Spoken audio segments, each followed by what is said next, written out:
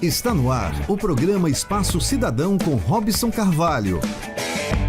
No ar, o nosso programa Espaço Cidadão, chegando em todo lugar onde tiver internet, pelo nosso canal no YouTube Robson Carvalho, ou pode localizar também pelo Robson Cidadão, assim como no Spotify, e ainda chegando nosso conteúdo ao portal Congresso em Foco, ao portal Brasil 247 e também à TV 247, além de diversos outros que acabam nos retransmitindo.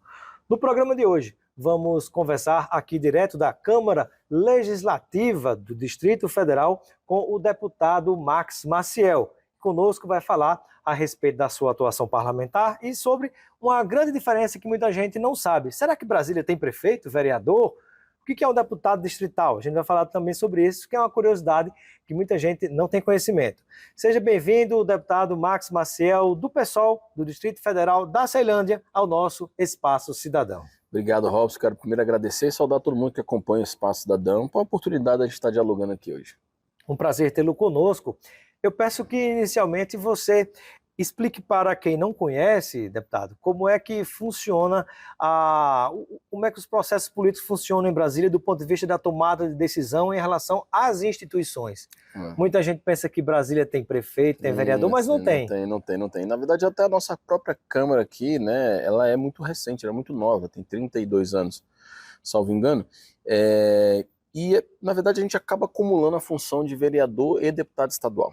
Como o Distrito Federal ele não tem nos seus limites internos municípios, as nossas cidades são chamadas de regiões administrativas, onde a administração local é indicada diretamente pelo governador, tendo em vista que na nossa lei orgânica, que é a Constituição local, prevê que é possível outros tipos de escolha, inclusive a participação direta da população, mas sem autonomia financeira e administrativa, né? Então acaba sendo, como em São Paulo tem a subprefeitura, como em outros espaços tem ali, mas não tem um regramento institucional pontual dessas cidades, né? Então essas cidades todas se submetem ao próprio distrito. Essas cidades é o que se chama de cidades satélites? Antigamente chamava de cidade satélite, hoje passou a se chamar região administrativa, né? Elas estão fora do chamado desenho original, que é o avião, né? O que se chama o plano piloto, plano piloto, então elas estão fora do desenho original. Avião que alguns dizem que é um pássaro. Aí vai... Tem gente que nem diz que o Luz Costa nem imaginou um avião, né? Só imaginou o traçado, né? Sim. Mas da forma que acabou transparecendo ali um avião e virou um avião, né? Acaba que não deixa de ser para a comunidade aqui. E aí existem as várias realidades. É importante dizer para os trabalhadores, nós estamos numa Brasília que tem várias realidades de Brasília, né? Porque como é muito plano, o plano piloto acaba, quem só vem, pega o avião, ou chega aqui, vai no Congresso, ou em alguns espaços turísticos, não percebe as contradições que estão postas ali, transbordando esse chamado plano piloto, que é onde concentra a maioria da população periférica, classe trabalhadora, e uma delas é a Ceilândia, de onde eu vim. Muito bem. E então você, no caso, chama-se deputado distrital. Deputado distrital que acaba acumulando a vereança, né? A gente também vai desde o problema local, porque a vida da população acontece no município, você sabe disso. Isso. A vida da população acontece no município. Então o vereador tem um papel fundamental, importante. O próprio Brasil, pai, ele se realiza no município, na rua onde mora aquela pessoa. Exatamente, né? Então, é impactado lá. Então o vereador ele tem uma função importantíssima, ainda mais nesse momento eleitoral brasileiro, estão decidindo as vereanças aí, né? Então acaba que a gente aqui no DF, como não temos um município, o deputado distrital acumula as duas funções. Eu acumulo enquanto deputado estadual, que tem uma missão de fiscalizar o governador, as contas do estado, né, de pensar políticas públicas que impactam o nosso quadradinho como um todo, mas eu também estou lá recebendo demanda de esgoto a céu aberto, de rua não asfaltada, de ausência de luz em um determinado poste, de falta de médico naquela unidade específica da atenção básica, que é um papel também da vereança. Então a gente acaba bacana, essas duas funções. É uma mistura de deputado estadual com vereador. E o trabalho é triplicado. Mas isso é bom. Nós estamos então aqui na Câmara Legislativa. A Câmara Legislativa, essa é a sede mais nova, ela funcionou até meados ali do 2010, 2011, no final da Asa Norte, era um prédio cedido da Secretaria de Saúde e a Ematé, e esse prédio foi todo concebido. Então, inclusive, é um prédio que tem tecnologias, né, da Assembleia bem inovadoras, né? A nossa Câmara é a Câmara mais transparente do país, né, na sua transparência, em todos os atos prefeitos e, enfim, tudo. E essa aqui é o espaço, são 24 deputados distritais hoje, né? Que é a cota mínima, né? Ou seja, Brasília tem 8 deputados federais e o triplo, no caso, 24 deputados estaduais, como é a cota mínima que você tem no Brasil. Isso, exatamente. Só que aí tem um cálculo proporcional, O outro lado é São Paulo, que, por exemplo, tem 70 deputados federais e dividido por 8 o número de deputados estaduais. Exatamente. Né? Só que agora tem também um cálculo populacional, né? Então há um debate se abre ou não mais uma cadeira aqui na Câmara Legislativa. Mas em tese são 24, acho que é isso. Perfeito. E eu gostaria de conhecer agora a atuação do deputado distrital Max Maciel, que está aqui conosco, sobre suas linhas de atuação, quais são as principais causas que você abraça. Né? Nós poderíamos, para início, destacar 3 e a gente vai conversando sobre cada uma delas. Primeiro dizer de onde a gente vem. A gente vem da maior cidade do Distrito Federal, que foi uma das primeiras remoções de favelas no Brasil, chamado Ceilândia, que é o Centro de Erradicação de Invasões. Essa é a história de onde a gente veio. Apesar da gente não ter município, eu parto desse lugar para todo o Distrito Federal.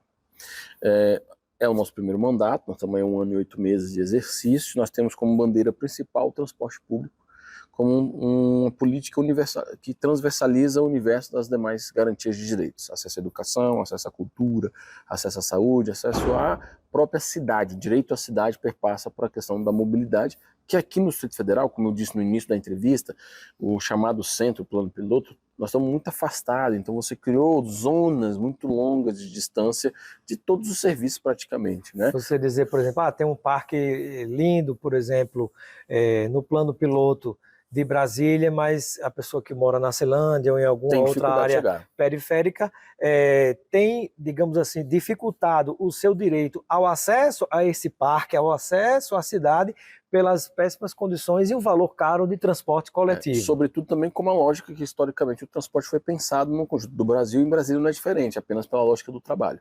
Você tem um volume de veículos cada vez maior em determinados pontos de pico, que é quando você leva a classe trabalhadora para servir e quando você leva ela para casa para dormir. Fora disso, ela fica praticamente sem o direito. Final de semana, então, nem se conta. Nessa concepção antiga, então, não se considerou em momento algum o direito ao lazer dos trabalhadores. Não, o trabalhador não tem direito ao lazer. Essa é a realidade. Não à toa que é chamado plano piloto hoje, tem 11 tipos de parques, 9 equipamentos culturais, e a maioria das cidades aqui, que são regiões administrativas, não tem nenhum equipamento desse. A gente parte desse lugar, esse é o nosso debate, transversaliza muito com o tema da educação, né, sou pedagogo de formação, também essa premissa a gente tem trabalhado muito hoje é sobre a cidade como um todo, tendo o meio ambiente como ali um parte, né? Nós temos debatido a cidade em suas múltiplas ações, né? Não só uma ação pontual, mas toda a lógica de uma cidade sustentável, né? Que possa replicar boas práticas para a população. Então, o nosso foco mesmo é o transporte público. Nós somos presidente da Comissão de Transporte e Mobilidade Urbana aqui da CLDF. A gente já veio do movimento social popular com acúmulo sobre o tema, assume, luta para ter acesso a essa cadeira e a partir daí fazer as proposituras, as fiscalizações que a gente considera importante. E algo interessante nessa atuação, pegando o primeiro tema que você colocou como prioridade do seu mandato aqui na Câmara Legislativa do Distrito Federal, deputado Max Maciel, é exatamente a questão do acesso, mas também há uma outra discussão importante, que é o que se chama a tarifa 000. Você pensar, eu queria que você explicasse para quem não conhece o que é a tarifa 000 e quais são as chances de que isso aconteça no Distrito Federal, não só em Brasília, inclusive. É importante dizer que, primeiro, isso tudo começa historicamente pelo movimento Passe Livre, pelo movimento de luta, de jornadas de lutas, a fim da redução de tarifa no transporte. Em 2013 isso se intensifica, mas em 2015 a deputada Erundina apresenta uma PEC no Congresso Nacional, onde inclui o transporte como um direito constitucional. Assim como a saúde e a educação, o transporte passa a ser um direito de todo mundo, garantido na Constituição. Atrelado a isso, se apresenta-se então aquilo que vai normatizar e financiar esse sistema, que é o Sistema Único de Mobilidade. Assim como o Sistema Único de Saúde, o Sistema Único de Assistência Social, você tem o Sistema Único de Mobilidade. E o nosso debate era o tarifa zero inicialmente, porque ele é o inibidor de acesso à cidade. Como você falou, se custa caro, eu me limito. né? Se eu sou desempregado e a passagem é cara, eu escolho qual dia que eu vou entregar um currículo, né? Eu não posso ficar indo todo dia atrás de serviço. Eu vou num dia, Ou tento se correr você quiser ir tudo. para o Lago Paranoá, ou se você estiver em Natal e Não, quiser ir à praia, se você né, em lugares que quiser, tem praia, fica muito difícil às vezes você aqui no conseguir DF, se você acessar. quiser ir no Lago Paranoá, você tem que acordar muito cedo, com possibilidade de se demorar 2 horas, e olha que a gente atravessa essa cidade aqui em minutos de carro. Né? Ou seja, para você ver o quanto é dificultador o acesso ao lazer. E o 000 parte de uma análise maior sobre tudo isso, porque não é só a tarifa, aí entra zero tarifa, né, que é zero catraca, zero emissões, porque hoje o automóvel como transporte individual é o maior emissor de gases poluentes nas cidades, e no Distrito Federal é o maior, e zero, e a gente não está mais chamando de acidente. Acidente é quando acontece aquela coisa, sabe, ó, acabei esbarrando, bati no carro, uma fatalidade. Não é. Por que não é só? Muito raro essa fatalidade. A maioria dos acidentes em trânsito são pessoas que estão ou no celular, ou uso de bebida alcoólica, ou não tem habilitação necessária. Então não é um acidente, E gerando né? morte muitas vezes, Quase sempre muito agravo. Então está se passando na nossa literatura tirar o terceiro, que seria zero acidentes, para chamar zero. No Portugal chama-se visão zero, né? Visão zero é o todo, é o completo do que passa sobre a mobilidade, mas seria zero sinistro, né? Os sinistros são vários. E um aspecto interessante, deputado, é que quando nós pensamos no tarifa zero, no acesso da população, no direito à cidade, isso inicialmente foi tentado pelo secretário de transporte à época e pela então prefeita Luiz Erundina em São Paulo. É um projeto que nasceu como ridicularizado, mas Sim. Hoje, pelo que nós observamos, há inclusive o assalto a essa pauta, que é uma defesa de um tema da esquerda pela direita. Você tem Balneário Camboriú, por exemplo, né? Santa Catarina, que entre mais de 100 cidades brasileiras, mas algumas delas você tem prefeitos à direita ou à extrema direita, inclusive identificados até com o bolsonarismo, que implantam essa pauta. A que você acredita que se deve essa iniciativa por parte de quem condenava? Olha, primeiro porque colapsou o modelo. O modelo econômico de como o transporte funciona no mundo, ele colapsou. Então, a própria direita se viu que estava gestando a cidade, não sinuca de bico. Ou ele subsidia, ou ele assume o sistema com tudo. Isso é duas formas de assumir. Quando a gente subsidia, é o Estado, coletivamente, bancando a empresa privada a suprir e reduzir o valor inicial do usuário. Quase sempre essa conta chega a 60% a 70% do custo do transporte. Se você colocar mais 30%, você permite que uma massa acesse o transporte. E olha, nós já estudamos mais de 116 cidades que implementaram o tarifa zero no Brasil hoje. Balneário é uma das mais recentes. A maioria é 30% da população de demanda reprimida. A tarifa cobre 15 a 20% do orçamento familiar. O transporte consome de 15 a 20% do orçamento familiar. Então, o que tem mudado é que a matriz econômica do financiamento do transporte público ele faliu. Se não tiver o subsídio, aí vira a nossa chamada bola de neve, que é a tarifa fica cara, o usuário sai e migra para o transporte individual. Se a tarifa está cara, eu perco passageiro, nós estamos perdendo 20 milhões de passageiros por ano, eu perco passageiro, eu tenho que subir a tarifa porque o custo aqui não se banca. Mais passageiros saem do sistema e vira uma bola de neve. Então, ou a gente socorre para poder o sistema funcionar, ou ele colapsa de vez. Estamos conversando com o deputado Max Maciel, direto do plenário da Câmara Legislativa do Distrito Federal. Vamos a um breve intervalo e daqui a pouco a gente volta. A gente vai para o intervalo e volta já. Bem-vindo de volta ao Espaço Cidadão. Estamos de volta com o nosso Espaço Cidadão, direto do plenário da Câmara Legislativa do Distrito Federal, conversando com o deputado distrital Max Maciel. Às vezes acontece que é mais fácil, por exemplo, 2 ou 3 colegas que estudam juntos, trabalham juntos, ratear um carro de aplicativo, né, para chegar no seu destino. Ou bancar a própria gasolina do carro de um, e isso acaba virando uma matriz. Agora, a direita incorporou isso muito mais pragmaticamente do que a esquerda, isso é uma verdade. Né? E a gente quer incorporar isso não como uma ação pontual. Por quê? Dessas 116 cidades, cada uma tem o seu método de financiamento e o seu método de funcionar. Tem umas que funcionam só em linhas parciais, outras funcionam só em um determinado período da semana. Naquelas linhas que dá prejuízo, né? Porque Algumas, digamos assim, a empresa... seria uma forma de alguns prefeitos acabarem até beneficiando os empresários e manter aquela turma ali com menos prejuízo, né? Sob o argumento de que estaria beneficiando a população. Tem modelos como o de Maricá que o Estado assumiu o sistema como um todo. Você tem caso de Formosa em Goiás aqui que a prefeitura teve que assumir porque a empresa abandonou, não quis mais, ou ela assumia ou já era. Você tem o caso de Lusiânia que, tendo em vista a possibilidade de colapsar, ela resolveu antecipar. Agora, de fato, tem se tornado eleitoreiro, porque quando todo mundo começa a acessar a cidade de graça, quando falo de graça, assim, que eu começo a dividir os custos coletivos desse transporte, eu consigo não ter aquilo como tarifa, você tem aumentado, como calcaia no Ceará, aumento de receita no mercado. Então você começa a arrecadar mais imposto a partir do ICMS e a população começa a consumir, porque ela economizou ali, aqui no DF seria R$11, se ele fosse ir voltar no maior trecho, da maior pernada, né, do valor mais alto, ele pode ali lanchar, ele pode juntar durante a semana e adquirir um livro, ele pode consumir um lazer ou uma cultura. Então, a matriz econômica só sai do lugar, mas ela continua circulando. Esse é o objetivo central. Agora, é bem verdade que nem todas as cidades têm Maricá como referência, do Estado assumir o modelo. As empresas, por isso que agora mudou um pouco, porque as empresas se enxergaram que esse é o caminho delas existirem.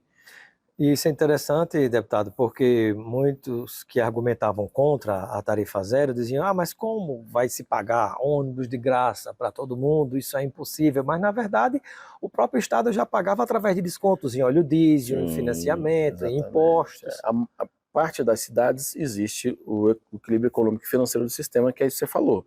Então, por exemplo, aqui no DF é isso. A gente compra o ônibus para a empresa operar, a gente paga o diesel para a empresa operar, a gente e tem isenção do pneu, o diesel, na verdade, não só pago, como ainda tem isenção fiscal, né? A empresa ganha pela taxa de operação. Numa cama de conforto, se perder passageiro, ele socorre, se ganhar passageiro, ele continua ganhando dobrada. Então a gente precisa mudar também essa lógica, que não é mais por passageiro, mas por quilômetro rodado, o que não possa ser mais só pelo quilômetro rodado ou pelo aluguel do ônibus, com política de garagem reversa. Então, existem outros caminhos, tanto que a gente vai apresentar aqui pela comissão um relatório das experiências das cidades mais populosas que nós estudamos e qual seria, com base na escuta dos movimentos populares, o caminho para o Distrito Federal chegar no tarifa zero. E é essa pergunta que eu vou te fazer para a gente encerrar o assunto da tarifa zero, que é muito importante, interessa ao Brasil como um todo. Você sendo deputado distrital, sabe que no nosso país continental pode ser que haja necessidade de modelos diferentes. Mas no caso do Distrito Federal, que modelo você defende? Primeiro que esse modelo universal já foi apresentado no Sistema Único de Mobilidade, onde o governo federal, estados e municípios dividiria dentro do seu orçamento, por ordem bancando fatias maiores, o custo do sistema. Dentro do Distrito Federal são várias camadas. Primeiro, você precisa fazer um processo integrativo. Então, você pode iniciar com linhas alimentadoras pagas, então as linhas mais baratas continuam sendo operadas de forma complementar, o usuário paga uma parte, mas como aqui nós temos longos trechos, esses corredores exclusivos, que pode ser para o BRT ou para o metrô, ele passa a ser tarifa zero. Então eu pago para acessar um terminal de baldeação e ali, ou eu estaciono o carro no bolsão de estacionamento, não tenho a vaga garantida se eu pegar o bilhete do sistema. São vários caminhos, porque eu também preciso arrumar a receita disso. Então nós vamos apresentar várias ideias. Você pode taxar estacionamento, coisa que não tem em Brasília. Você pode criar imposto progressivo para novas habitações, para ter o caixa. Para isso existir, precisa ter o fundo. Nós apresentamos ali do fundo, o governador agora judicializou no ADIM o fundo constitucional. Ou seja, ele está negando a possibilidade de ter um fundo para ele, que é um caixa para manter o sistema. Hoje, no Distrito Federal... Estranho, né? É porque alguém interessa, né? Não ter o custo do sistema é para ficar saindo, tirando de algum lugar toda vez e negociando isso com faca no pescoço. Porque o transporte é um serviço essencial. Se ele não acontecer, emergencialmente eu tenho que socorrer. Então a gente sabe que isso tem interesse para alguém, porque você não consegue medir quando ele é emergencial o valor, o custo, o impacto disso.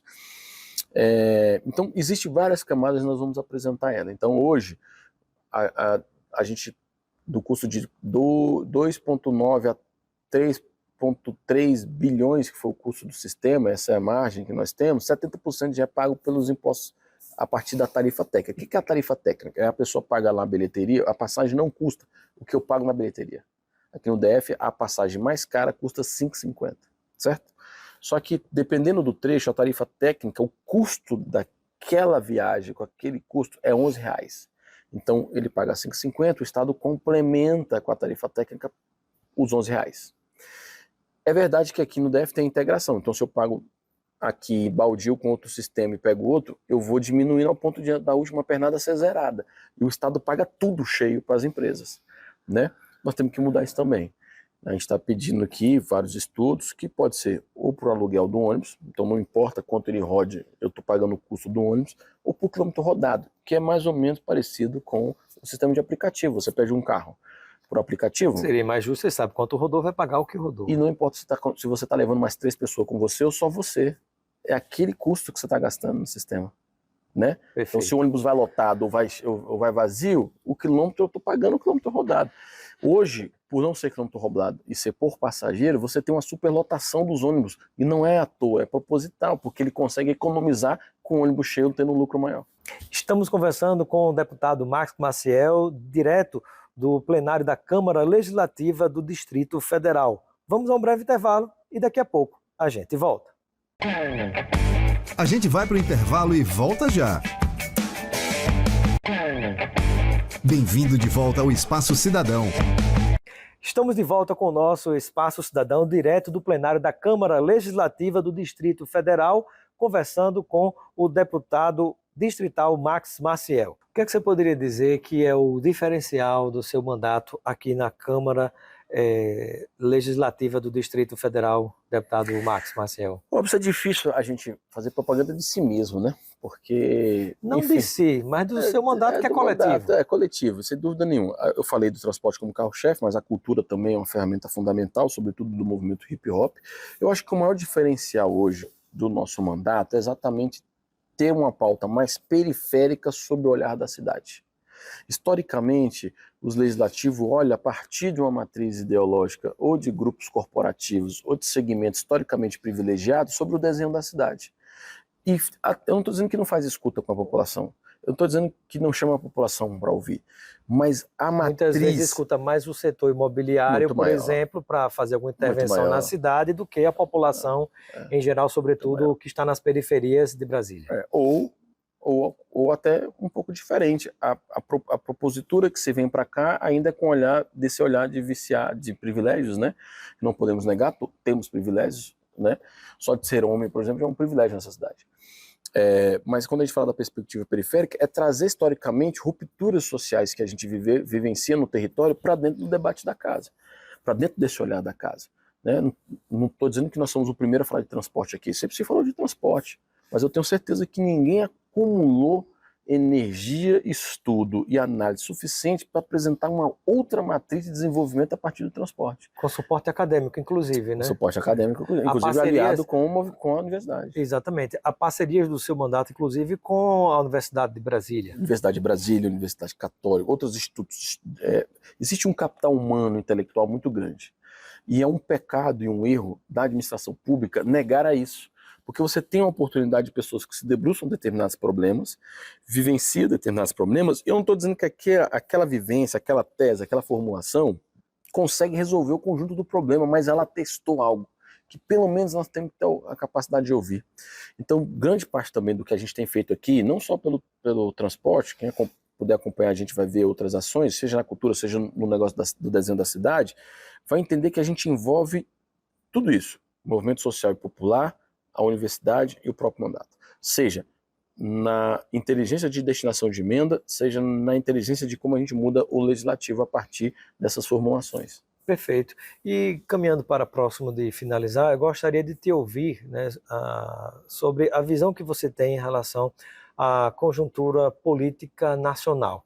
Nós tivemos uma virada de página onde saiu da presidência da República, aqui pertinho de nós, na Câmara Legislativa, o ex-presidente Jair Bolsonaro. Hoje nós temos um terceiro mandato do presidente Lula num governo de ampla coalizão, que muitas vezes não entrega aquilo que o governo precisa para governar, né? Nem vai entregar, mas você tem de PSOL, que é o seu partido, a União Brasil, que era o antigo PFL, que era o PDS, que era a Arena, que era o Braço Civil da ditadura militar. Então, Que análise política você faz do atual quadro político hoje? O que é que Primeiro você poderia compartilhar com a gente? O que nos colocou aqui foi exatamente a gente não ter feito rupturas sistêmicas lá atrás. E o que está em jogo no Brasil não permitia com que a gente pudesse fazer essas rupturas hoje. Que ruptura, por exemplo? Por exemplo, nós temos que fazer reforma agrária.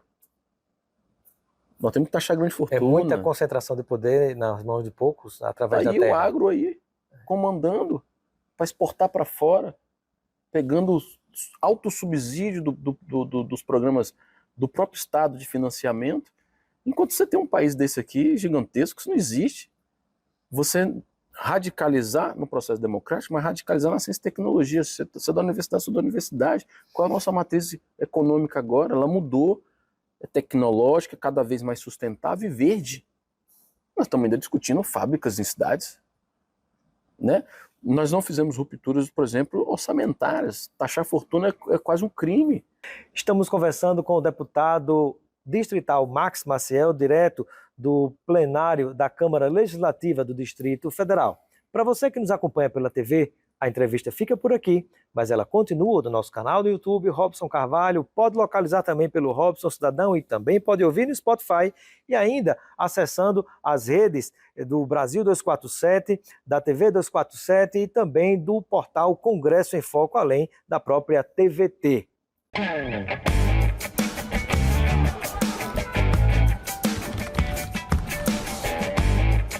Você ouviu o Espaço Cidadão com Robson Carvalho.